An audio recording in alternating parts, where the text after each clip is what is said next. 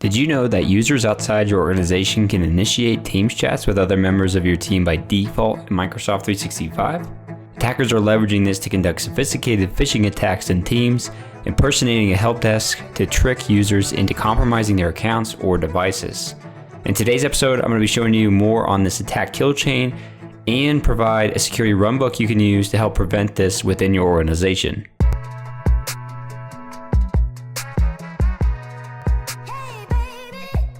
Okay guys, so just a quick introduction before we dive in here. My name's Nick. I'm a Microsoft MVP and building content here in the channel for the better half of a decade. Diving into this attack chain, I wanted to call out specifically Microsoft's Digital Defense Report here for 2024. They specifically in the social engineering section call out Teams phishing, which is what we're going to be taking a look at today, and combining it with help desk social engineering, which is part of the kill chain that I'll be showing you. So there's various ways attackers are going to leverage this, but this is kind of a common workflow that you might see within your environment if a user gets exposed. And this is what we've also seen in the past. They'll sign up for a new Microsoft 365 tenant to look legitimate and establish a presence online. Maybe they'll do that for months, that'll just exist there.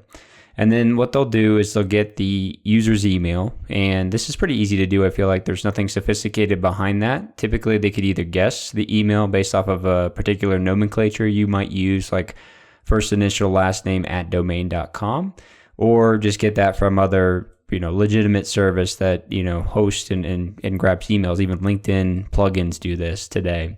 So with that, they're going to sign them up for a bunch of newsletters and flood the user's inbox with what would look like spam and make the user think that there's a problem with their account. So from there, that attacker is going to initiate this help desk session or impersonate a help desk member and initiate a chat within Microsoft Teams to basically say, hey, I'm with your IT help desk, or I'm with Microsoft's help desk. I see you have the spam problem and I'm here to help. So it's really coming to them when they feel like there's a problem with their account. And then from there, they can do various things. In some cases, they're going to share a malicious link with them, or what would appear to be a legitimate link. It might be actually a SharePoint hosted environment where they actually host a bunch of malware that they want the user to install locally on their device. It also might be a malicious link that takes them to what looks like a legitimate website, like Microsoft, as an example, to sign in, or their bank account, as a typical phishing attack. And they put in their credentials, and it's just a man in the middle. So they're basically harvesting those credentials and redirecting them or proxying them to the real website, or just gathering the credentials and moving onward to compromising their account further. They might also, in a lot of cases, what we're seeing as well here too, accessing and getting the user to install remote access software, or leveraging the native remote access software that's installed on every Windows device by default, which is called Quick Assist. Now I've got that pulled up here. You can launch this on your computer most likely if you're watching this video, but this is how easy it is. If you just click on help somebody, all you need to do here is sign in with an account. And in this case, it might already capture my domain here that I've signed in with, but this would be the account that they have in this legitimate Microsoft 365 tenant. And so they can simply copy this and send this to the user so that they can get remote access into their device. And from there, they might do their own things like install malware. They might tamper the device to turn off the AV protections on the device or other things like that, so they can gain a further foothold. They might also use it, in larger examples for persistence techniques moving forward. So it's a pretty scary attack. And when we take a look at how easy it is to communicate with somebody via chat, we can go to Teams. And as you saw in that brief intro, I was able to type in a user's email address and begin chatting with them and just send this across here for the standpoint of accessing that. If I look at another user here, by default, Microsoft 365, you can type in anybody's domain and username here and click on search externally, and it will tell you whether or not it found somebody. So it'll say, I didn't find anybody, or look, I found this user, they're external to your organization. And by default, I can go ahead and start chatting with them and initiate a chat. So it's pretty scary in that regard. So let's shift into some of the runbook settings that you should be configuring to lock down your environment. Okay, so the first setting we're going to take a look at here is restricting external access. So you'll start in the Teams admin center here. And by default, this is where we have these settings for allow all external domains and people within my organization can communicate with users whose accounts are managed by an organization, and external users with Teams accounts not managed by an organization can contact my users in the organization. So within here, we like to turn these off. Skype users is off. This is off. And ideally, you can get to a state here where you also restrict this for your internal users so that it's only for specific domains that are trusted organizations that you communicate with or do project work for temporarily. And they go through a process here where you are able to add them explicitly. And when you're done here, you click on Save. For organizations that have modified those settings, like you saw maybe in the forefront of this video, if you go ahead and type that user domain for an organization who set that up, if I go ahead and try to search for that user, I would get this message that says the organization you're trying to reach is restricted access. So I would not be able to initiate that chat session with that user, just as a call out. So I would not be able to initiate that chat session with that user. Just a quick call out, Microsoft has also put in some native protections here for this type of attack as of November of 2024. This is an attempt here where somebody's getting reached out to with somebody with the display name of Microsoft security team, and it's this Aaron Buxton and then it looks like a Microsoft.com domain, but it's actually MIRCOSOFT. So this is a common impersonation or attempt there to look like it's coming from Microsoft, but this is something they're helping detect.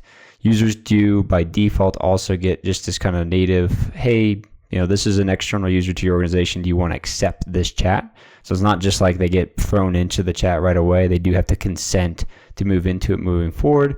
But if we know our end users enough, we know that they'll just blow past that and start chatting. So it's important to have those extra protections with the policy in place.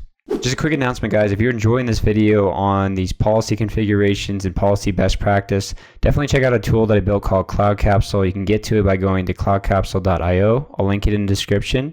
It's basically a security assessment for your posture for all of your policies, as well as a vulnerability scan of your environment. You can actually run a free assessment here if you sign up. The scan itself just takes a few minutes. All you need to do is type in a tenant or a domain name that you're going to look to run an assessment on. You'll consent to the permissions. And within seconds, you'll start to have data stream in from over 100 data points here that we're collecting across the Microsoft suite of services, including Microsoft Teams with those policies that we're taking a look at here. So if we go under policies here, after that finishes and we go down to Teams policies, we'll see those settings that we've configured in the Teams admin center. So be sure to check this out. If this looks interesting, go to cloudcapsule.io and run your free assessment today. The next recommendation here is to uninstall or disable Quick Assist. There's a help article that I'll link here as part of this video as well too, but a couple different ways you can do that, either through traffic blocking or through uninstalling via PowerShell. You can do this with your RMM tool. Quick Assist is just one example though of a remote access tool. They could be using Screen Connect, they could be using TeamViewer. So it's really important that you're monitoring for any type of installs. Obviously this is defense in depth when we talk about this. So you should have protections in place that have it so that users are on managed devices. They're not local admins to be able to install such services. You have protections in place like application whitelisting or elevation control on those devices as well too. And then Microsoft also has a help desk article that we can pivot into here. And this is all related to this attack kill chain, but this is some KQL queries that they provide in here as well too for hunting activities. If you do suspect this, or can create an alert off of these hunting events. I'm not going to show that as part of this video because it just goes way too far in depth, but this one specifically for suspicious RMM is where you can have the views for that to take a look at. I would note that some of these queries here, specifically just for the email one that they talk about with the spam flooding, is only going to be available if you have Defender for Office 365 Plan 2.